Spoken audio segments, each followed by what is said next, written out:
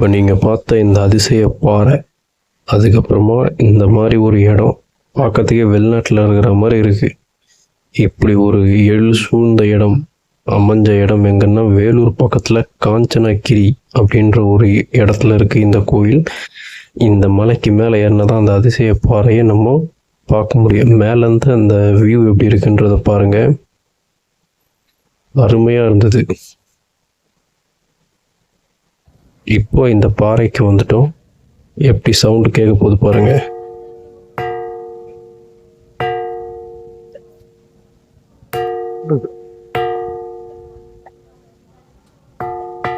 அந்த ஒரு பாறையில் மட்டும்தான் அந்த சவுண்டு, பெல் சவுண்டு நம்மளுக்கு வருது.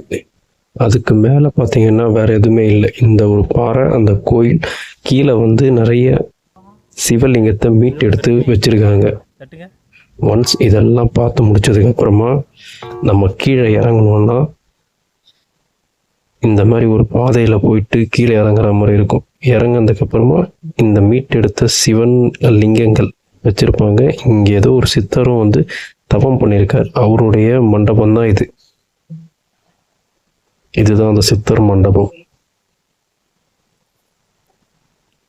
நான் சொன்ன அந்த மீட்டெடுத்த சிவலிங்கங்கள், சுயம்பு லிங்கங்கள் இதுதான்.